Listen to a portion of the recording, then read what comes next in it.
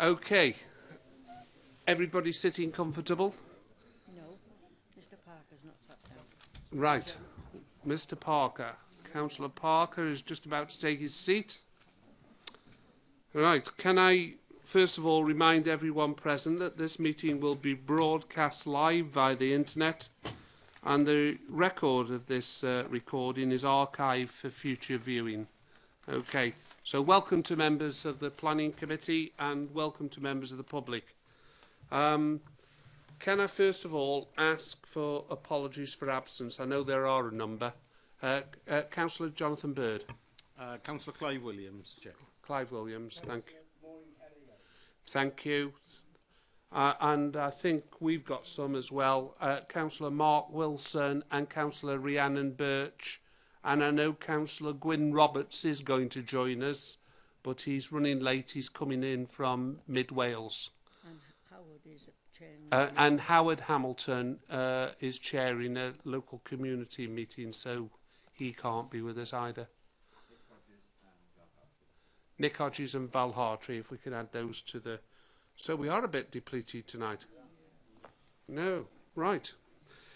Okay, with those apologies, I've got the minutes of the last meeting. I've read through them. They're asking me to sign them off as a true record. Can somebody move and second them? I move. Second. Thank you. Councillor Jonathan Bird has seconded them. So I'll just quickly sign those.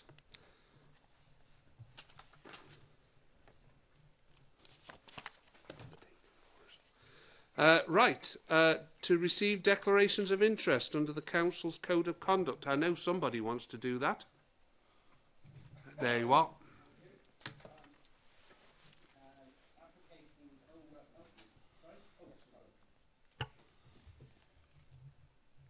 Application 2014/014414, the site at Tresillian Wood, Dimlands Road, St Donat's, Lantwick Major. I'm the architect and I will withdraw while you consider that decision. Wise move. Okay then, report of the Managing Director. This is for site inspections. Anything to add, Marcus? Nothing to add, Chair. No. There we are, nothing to add. Move we note, thank you. All in favour? Yeah, lovely. Reports of the Director of Development Services, which is on page 1. This is the building regulation applications, matters determined by the Director and his delegated powers. Marcus, anything to add?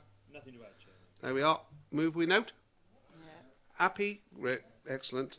6, planning applications determined by the Director and his delegated powers on page 8. Marcus? Nothing to add, Chair. There you are. Move we note? Yeah. Thank you. 7, appeals. I know that you might want to speak about the lawns, which was a disappointing result for us, Marcus, which is on page 19. Would you like to comment? Yes, I think this is disappointing. After winning one appeal on this site, which is unfortunately beginning to be developed in a very piecemeal manner, it is unfortunate that a different inspector took a different view on essentially very similar development. Not so the ponds application is probably not of great concern, but the second application for the carrying out of the operational development, the second enforcement case for the carrying out of the operational development, including a building, that is disappointed that the inspector did not dismiss that appeal. We have won one appeal already. The inspector seemed very dismissive of the previous inspector's report. And to be honest with you, it just highlights the inconsistencies of Welsh Government inspectors in making decisions. Very disappointing. Any member? Move we note? Yeah. Okay, thank you for that. Agenda item 8, which is trees. Anything to add, Marcus? Nothing to add, Chair. No. And little I, the delegated list. Anything to add there, Marcus? No, nothing. Okay, move we note? Yeah. Thank you very much. So we get on to the real meat. I think that we do Pennylin Estate Farm in Cowbridge, and I understand that that was subject to a very wet site visit where we got absolutely drowned, but never mind, we went out to have a look at it. I know that Marcus is going to tell you we've had a letter from Welsh Government about no call-in. There are some amendments on the late reps, So I'll hand it over to Marcus to run through all that. Thank you, Chair. Yes, there are a couple of amendments to proposed conditions 5 and 6, dealing with access arrangements and the details of improvements to a junction, the existing junction of the A4222, plus 3 additional conditions. The first requiring that the vehicular access to the AD plant shall only be from the new road, which is the subject of another application later on in the committee report, and a requirement for details of wheel washing and a construction environmental management plan. So those are the additional conditions. We've also had a letter from Welsh Government confirming they do not want to call the application in for consideration by the Welsh ministers. So that is that. This is an application for an anaerobic digester, or I say anaerobic digester, it's an AD plant generating gas which will then be burnt to generate electricity and heat. Will generate 0.5 megawatt of energy, electricity, and it will use 20,000 tonnes of slurry and commercial food waste to do so. 10,000 tonnes of slurry and 10,000 tonnes of commercial food waste. The building itself is very similar in appearance. I'll flick this down to an agricultural building. You'll see it there. It has a maximum height of approximately 9 metres. The tanks which you see, which will be in front of the building, and again have the appearance of agricultural storage tanks, they will be a maximum height of 12 metres, although sunk slightly within the site. And there is also the combined heat and power plant, which is a relatively small structure, but has a chimney or a flue to a height of 10 metres, which in some ways is very similar to a car exhaust. You'll see there's an exhaust baffle on it as well. The application, if I go back to the site, is located just further on than Cloynhelig Farm, almost directly adjacent to where an existing food composting business is being undertaken. Members who visited the site will have seen how it is the most low-lying part of the area and is very well hidden by both a hill to the north and indeed the land sloping up to the A48 to the south. So it is not going to be highly visible within the landscape. Members will also be aware, if they've driven past Cowbridge, that on occasion there is rather a strong smell which does come from the existing operation. And one of the reasons this application has taken such a long time to come to you is that there have been concerns expressed by environmental health about the smell that is currently created and how this proposed plant will work in conjunction with the existing plant, and also to overcome any issues of smell generated by the extra slurry that is brought to the site, because the proposal is for that 2,000 tonnes per year comes from the site itself, but that 8,000 tonnes will be brought to the site from farms which are surrounding. Following long-standing negotiations and discussions, it has been agreed that were this plant to go ahead, the existing composting waste food composting business would cease, and this plant would take all the waste food that currently goes to that existing business. Because it is stored in sealed containers, sealed tanks before use, and then obviously the byproduct is burned as part of the combined heat and power plant, that our environmental health colleagues are satisfied, subject to the reports that have been submitted, that will mean that the situation is improved over the current situation with smells. Obviously, one of the other key concerns is how you get all the waste food and the extra slurry to the site, because the junction, as you come out of Cowbridge, is not a great junction into the farm buildings and is quite heavily used now. And as part, we will be looking at the application later on, but as part of these proposals, a new road access has been proposed off the A48 to give an access to the anaerobic digester. That access will ensure that the food waste and extra slurry come in outside of Cowbridge and are brought into the site, and that only lorries leaving the site will use the existing farm access.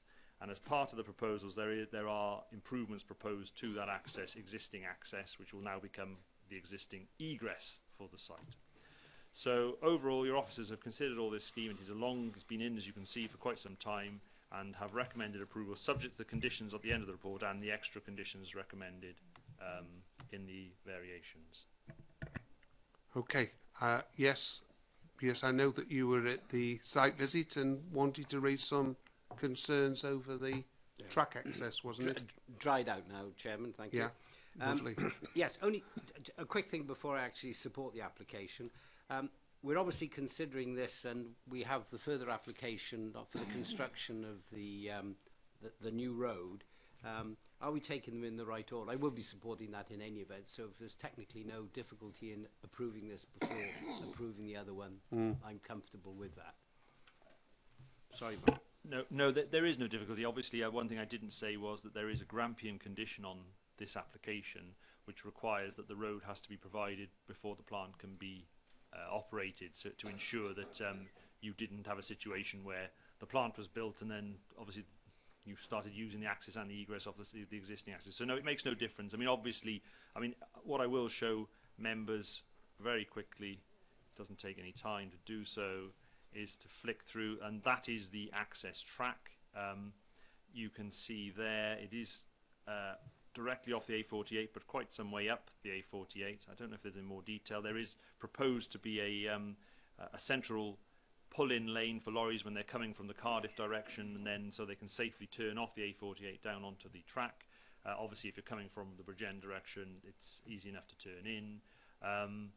And that access has been agreed by Highways, and they've raised no objections. So that is the scheme we'll be considering after this, but essentially, just so members are aware, that is the proposed access track. And there we are, the detailed arrangements of pulling in off the A48. So, okay. Any member? Jonathan? Yeah. Chair, interestingly enough, there was a discussion on site about possibilities of future development opposite the site, and just for everybody else to know that the road may improve if that development does happen. So, you know, things are only going to get better rather than worse there. Yes. And I think this will aid Cowbridge no end, because you've got no traffic going to the farm will have to go through Cowbridge at all, because on the egress they can go straight to the bypass either way. Yes. So they don't go through Cowbridge at all. And on the ingress they use the bypass as well. So yeah. I think Cowbridge will benefit from not only the No lack of traffic smell, going through but the traffic as well. So Yeah, I will be okay. supporting this. Members happy then? Move to a vote, or? Sorry, Councillor. Sorry, just to really concur, Cowbridge should be very happy now. There will be no heavy vehicles going in through Llwynhelig. There is a 5-ton weight restriction within the conditions, right, which I think is very important, and I'm glad that's been included. And I would say we'll monitor that very, very carefully, all of those that live in Cowbridge. But apart from that, I'm very happy with the design and the whole issue. Do we have a mover and a seconder? Move. Seconded. Thank you. Members happy? All in favour? Yeah. Yeah. None against, I can see. Thank you. Before I do go on to, I suppose I could take the agricultural land as part of it, because that's going to be pretty quick, I think. So, members happy that we do that, because I want to bring in an application that Eric Acker's keen to speak about, and then he needs to go to a meeting. So, agricultural land to the west of the farm, to the north of Cowbridge Bypass. This is the access track, which is subject to late representations. It's on page 81 for those who are following us.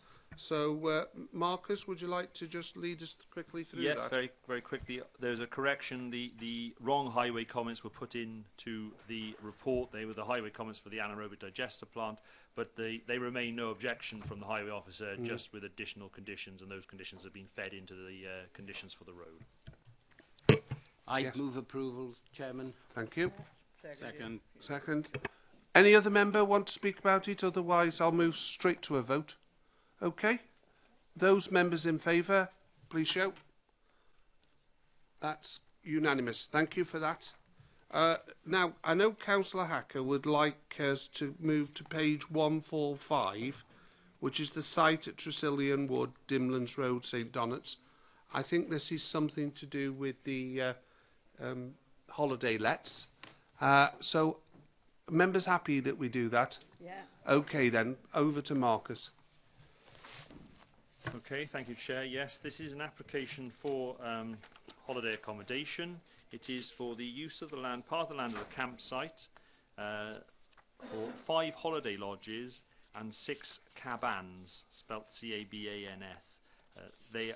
They are cabans. I'll show you what they look like shortly, but essentially it is a tourism-based use. It is a site that has previously been used for camping, but on a permitted 28-day basis. And there are existing facilities there for showers and what have you. It is a very good site, if there is such a thing, for camping and staying, if you like, within the Vale of Glamorgan, which is very, very close to the Heritage Coast, but not in the Heritage Coast. So it doesn't fall foul of policies which seek to prevent the damage to the Heritage Coast. It is very, very close to St Donat's, but far enough away to have no impact on, obviously, the historic site of St Donat's. It is completely surrounded by Tresillian wood, which gives it very good screening and means that from outside of the site you will see absolutely nothing.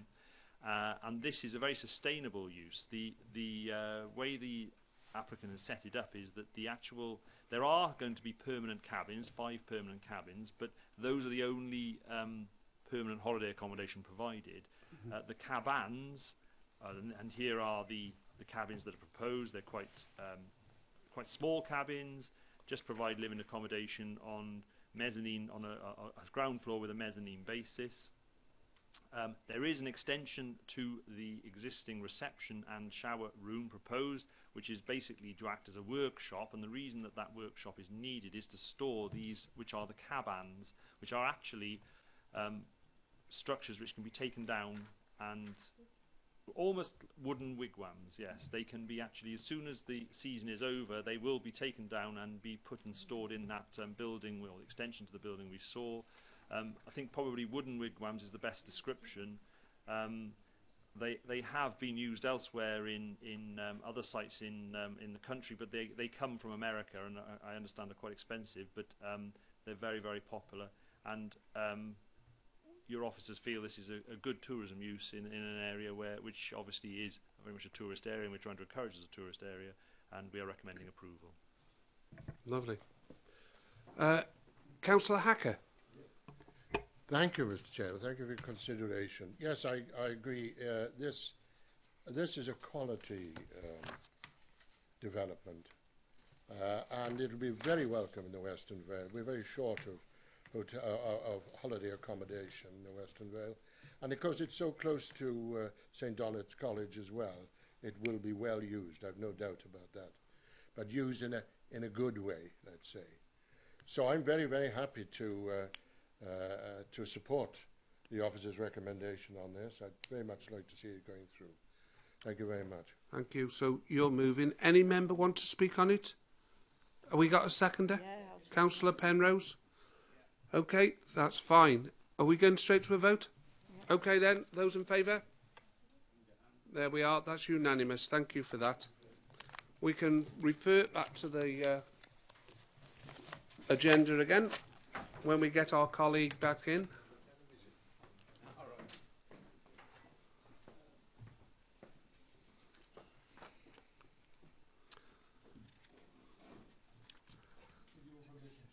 Yes, that's fine, thank you. Okay, we're moving on to page 66. This is Church Cottage, Aberthing Lane, Aberthing. I understand this is a refusal, and I'll ask the officer, Marcus Goldsworthy, to lead us through the agenda. Thank you, Chair. Yes, this is an application for the demolition of an existing cottage on the outskirts of Aberthing, on the start of the hill which goes back up towards Cowbridge, or towards Stalling Down and eventually Cowbridge. The applicant proposes the demolition of a small cottage and its replacement with 4 semi-detached properties, two blocks of 4 semi-detached properties. The properties proposed are bungalows, if you like, but are semi-detached bungalows. Your officers have looked at this. This part of the site is in the conservation area, part of it is just outside. but it forms a very open. Once you get beyond the cottage, and you can see the photo of the cottage on page 66, once you get beyond that cottage, there is a very open vista to the fields beyond. And we have been in negotiations with the applicant trying to seek an acceptable scheme, but unfortunately we have been unable to do so, and we do feel this will have a negative impact on the conservation area and is an overdevelopment of the site. Okay. Any member? Thank you, Fred. Ward member, I would support the officer's recommendation. It is totally insensitive. I spent 2 hours sitting on the seat opposite, considering it very carefully in the election, and the decision is 100% correct. Thank you. Yeah, delivering leaflets at the same time as a site visit. Productive. He's having a rest. Jonathan, you wanted to say something? I was just going to second the motion because I support the officer's recommendation. Oh, it's moved and seconded. Any other member want to add anything? Otherwise, I'll move to a vote. Okay. Those in favour of the officer's recommendation, please show. And that is unanimous. Thank you very much. Moving swiftly on, we come down to page 97, which is the Dolphin Public House. And if I remember, this has also got late representations, if you want to look at the late leps. I know we were issued this afternoon an email, which many of us have read. It's true to say that we did defer it from the last occasion because we wanted the district valuer to come along and tell us whether we were entitled to our section 106 monies. He's saying basically no, it's not sustainable. He did add a rider in there, which is not what the email told you this afternoon. The officers have come along and said that if you build more apartments, you probably will get some section 106 of money. That's subject to us granting it planning permission because it's a different application then. But from what I understand, it was put in the document from the district valuer. That's not what officers have come up with, which is suggested in that email. That email is wrong. Okay, so I'll pass it over to Marcus and he can quickly run through it with you. Yes, thank you, Chair. You'll be aware that obviously this did come to committee and it was recommended for approval subject to a legal agreement, and also with the rider or the pre-rider that the application was being considered by the district valuer in terms of viability with regard to what we'd asked for under the section 106 requirements. The district valuer did come back and said that he did not feel it was viable with the section 106 requirements. He did add a rider, as the chairman has referred to, that if the scheme was slightly different and was denser and had additional flats, that the viability may be increased. He did that off his own back. Obviously, we didn't make that recommendation to him. Obviously, we are considering this scheme, as the applicant has tried to make clear in their correspondence. We're not considering another scheme for any additional number of flats, and there would be different issues that additional flats would throw up, especially with regard to parking and possibly with regard to the size of the building. So we have before us a scheme which we are considering. It is 25 flats. It is disappointing that we are not able to procure firstly the affordable housing that obviously everyone knows is so needed in Barry, but also the contributions which were sought, which totalled, in addition to the affordable housing, in the order of £120,000 or just over that. That being said, the district valuer has been pretty categoric and said that were we to seek those, then the scheme would basically not happen because it's just not viable in that form. So your officers have now recommended approval without those requirements, but subject to a clawback. So the applicant's entering into a clawback which would basically say that should the scheme become viable by whatever means, by increasing property values or whatever it is, then the council will be entitled to a part of that increase in the uplift. It's not an unreasonable request. It basically says in the event that the development viability improves and the profit exceeds 15%, which is the recognised developer profit figure level from the district valuer, the council would receive a 50% share of any profit, which would then be used in the terms set out previously in the section 106. and that is a similar clawback that we've used on the development in Barry Island, on the development on the waterfront, where obviously viability was also an issue there. Almost exactly the same terms have been applied to the consortium development. In that case, I understand the developer is not happy with the proposal for a clawback, but obviously as your officers we are recommending it just to protect the council's position, because obviously we have no guarantee about what the market is going to do in the future, and if the market were to uplift significantly, there is a very good chance that perhaps this scheme would become viable with a Section 106 contribution. Okay, I've got two speakers, John Drysdale and Jonathan Bird, and now a third, Jeff James, and a fourth, Chris Franks. Thank you, Chair. I mean, really, just to echo what Marcus has said, it is very disappointing that the Section 106 isn't available on this scheme, but the last committee meeting made the decision of the principle that we would go with what the district valuer said, and we can only accept that, I think, and certainly we can only deal with the application as it sits before us, not some theoretical other one. But I am very glad to see the clawback provision in it. So certainly for me, reluctantly, I would have to go with the approval of the scheme. Okay, I've got Jonathan Bird next. Thank you, Chair. I just require a little clarification on the clawback. How long does the clawback last, or you know, when does it cease? Because obviously it can't go on infinitum, because in 100 years' time we can't be clawing back money from it. So could Marcus clarify that for me, please? Are you sure we can't? No, no. It would only apply clearly to when the building's built. So as soon as it's finished, then we would, the way the Section 106 agreement would be worded, they'd have to submit a new DV's report to say, look, this is what the value of them are now, and if it showed a profit exceeding 15%, then we'd be entitled to a bit. If it just showed it had met what the DV had said, that was the end of the matter. No further clawback. Okay, Councillor Jeff James. Yeah, thank you, Chairman. I'm just trying to consider the.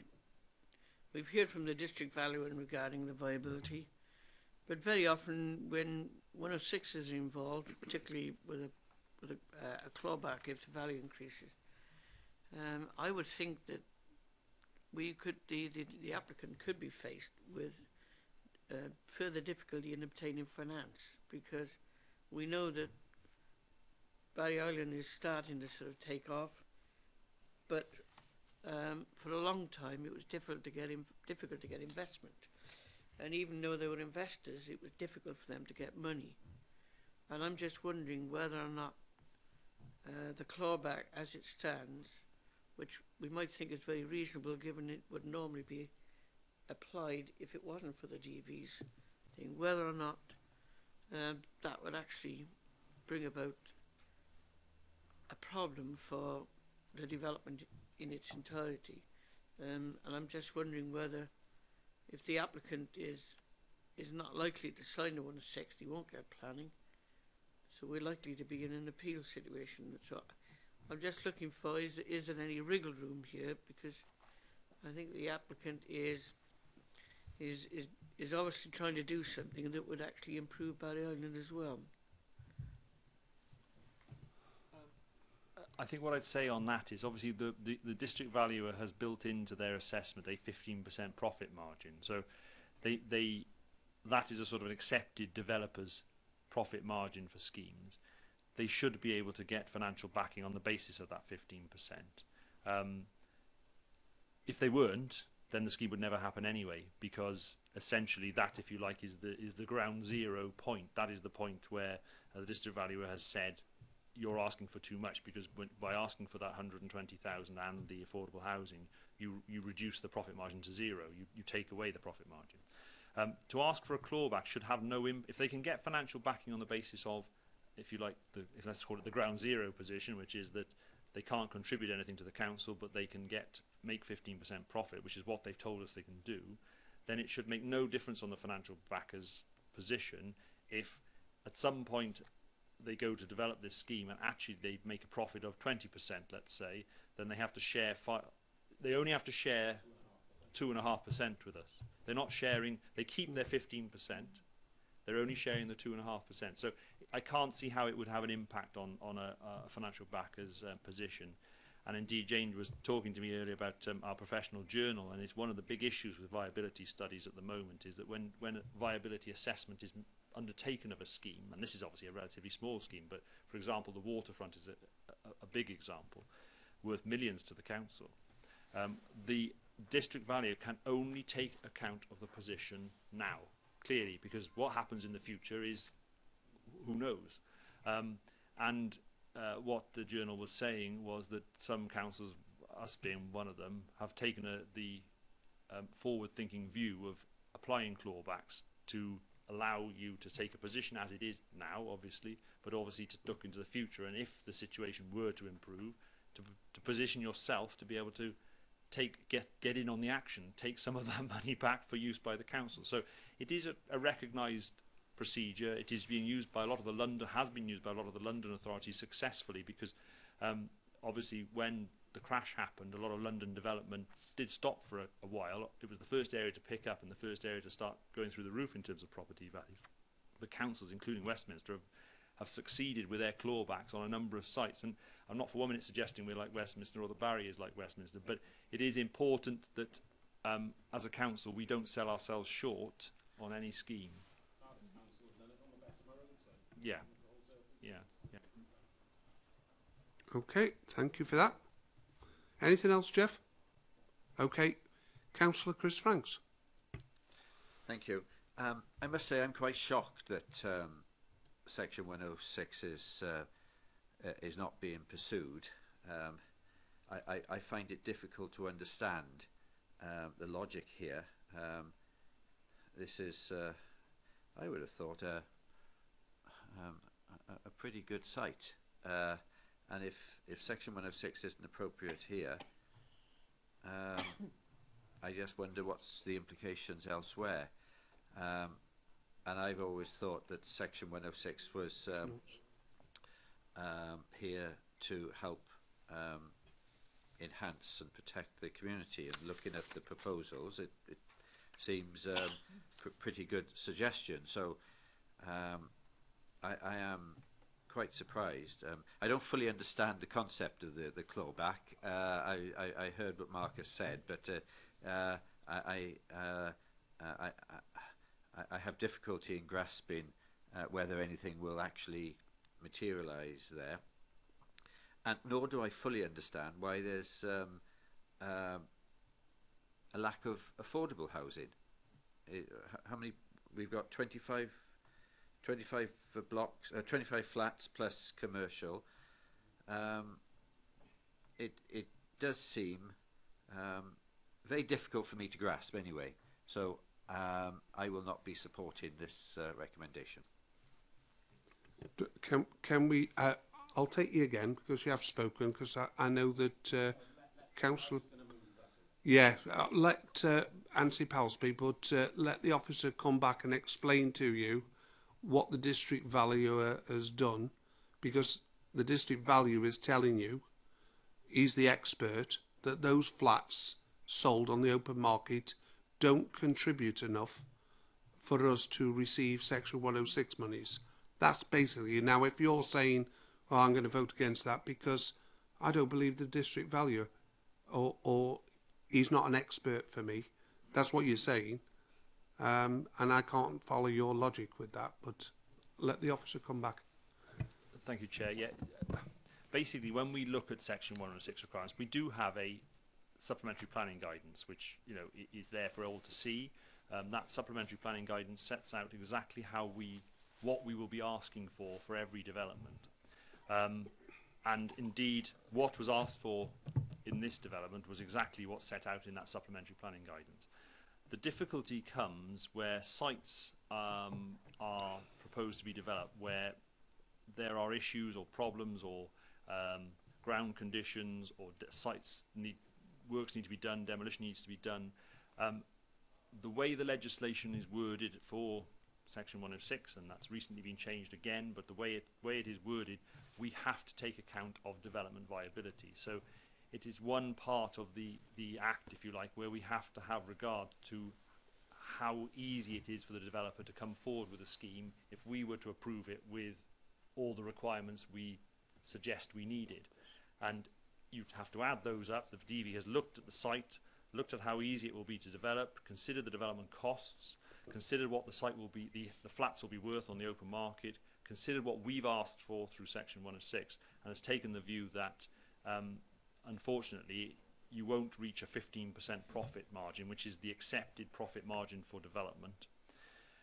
On that basis, the first thing that has to go is our requirement, and it sticks in a lot of people's throats, certainly from our point of view. But it is the first thing that has to go, because it's basically pretty much set in legislation. And if we go to appeal on the basis of those Section 106 requirements, there is absolutely no way we will win.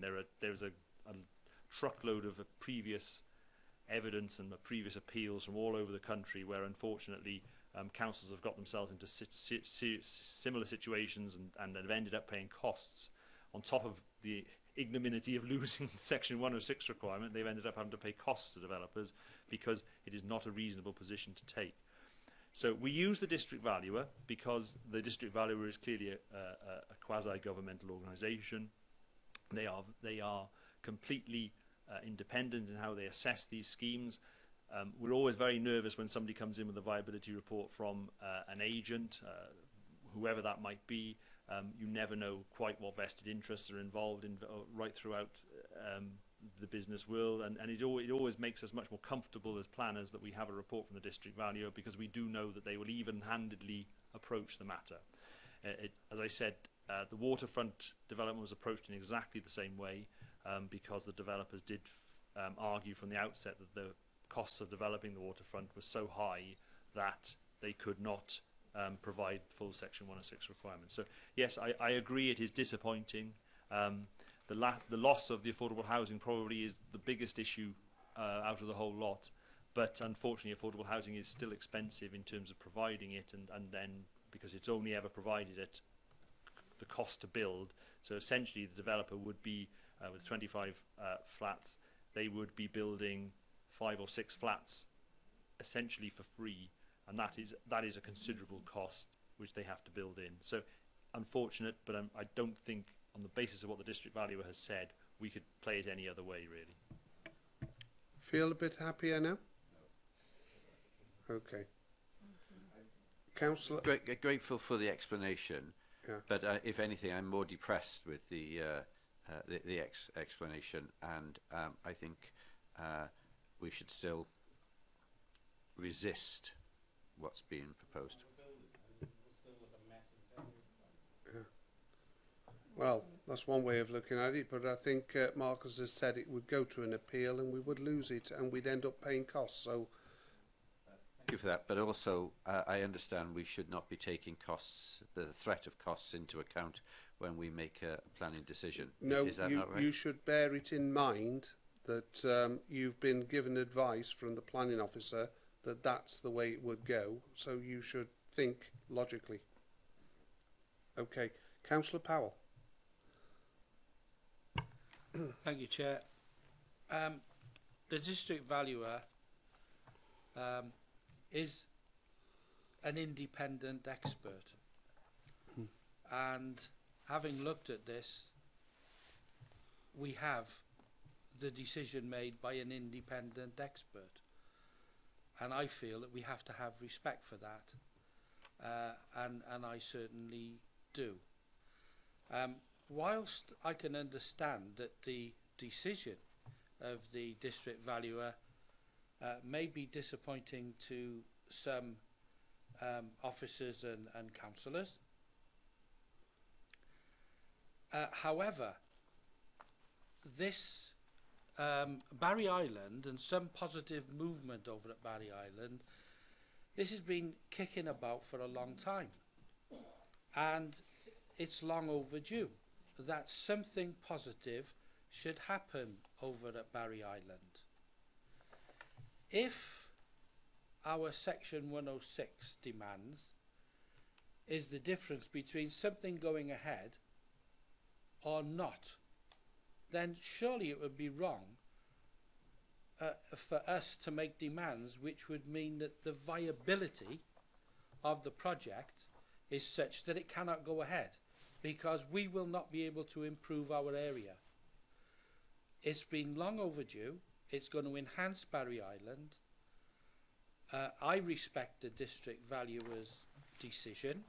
I think that the clawback clause is reasonable and fair, and so therefore I would like to move the officer's recommendation. I think it was moved from over here. No, I didn't move it officially. Oh, okay, fine.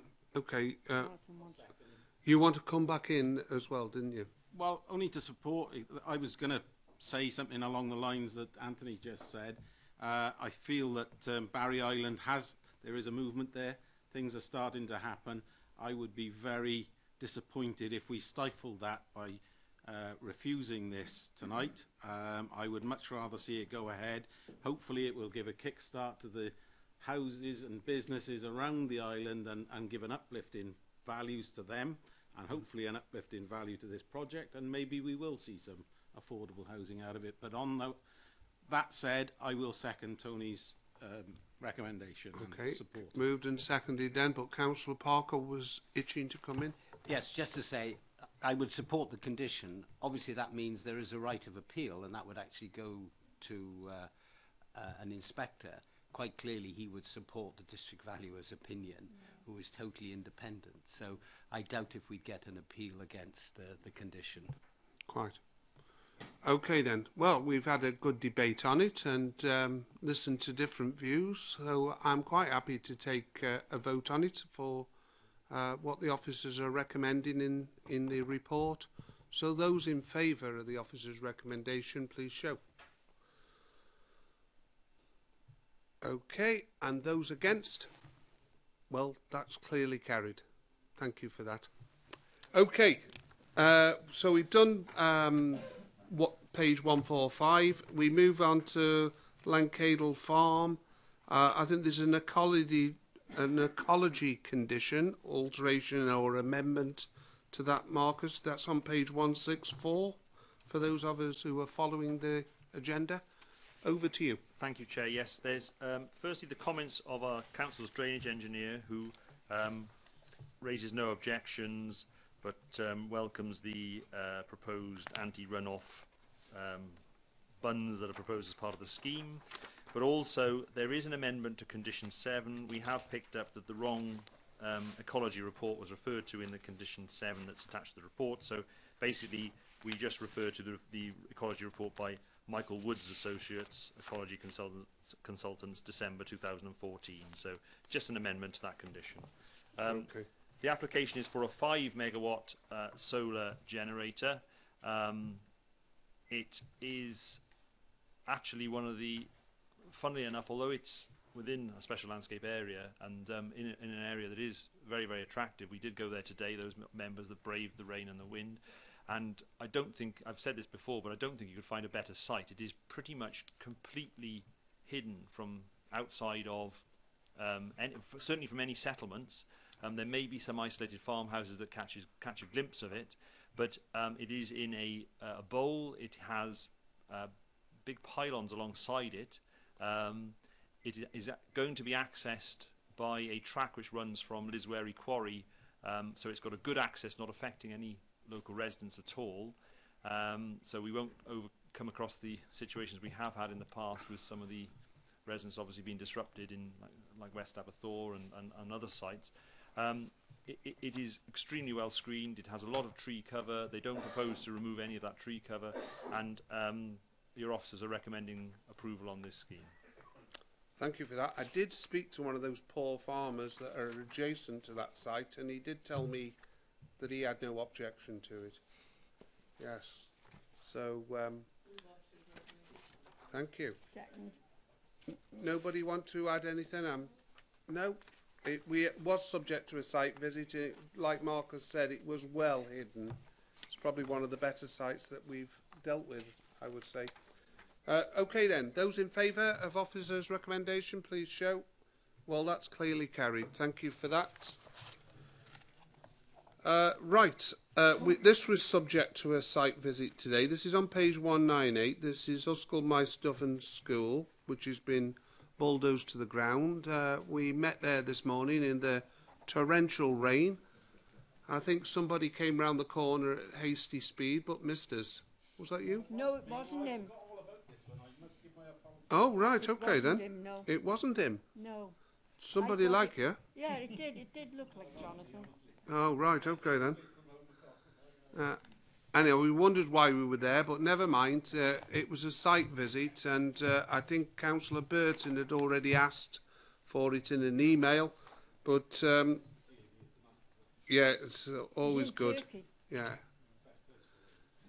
Well, we won't say no more. Thanks for that. Marcus, over to you if you want to lead us through the report. Thank you, Chair. Yes, we do have some late representations and additions. Firstly, as you referred to it, we have the comments of Councillor Richard Burton, who raised concerns about a junction and obviously the possible increase in traffic that could be generated by this development. When I received that email, I did go straight back to our colleagues in traffic just to make sure that they had fully considered the issue and any concerns. And the response I did have from them was that there is already a 20-mile-an-hour zone in place, which incorporates the junction in question, and the junction itself has a raised tabletop. Vehicle speeds on approach to the junction have been shown to be relatively low, and the collision history and recent site review does not suggest the junction is unsafe or there is a road safety problem. He's concluded by saying, I would expect traffic levels are a little high for an urban road of this type, but there's no apparent obvious road safety concern, and that would not be changed by allowing this development. So basically, we note Councillor Burton's concerns, but our traffic colleagues haven't asked for any additional works to the junction on the back of that.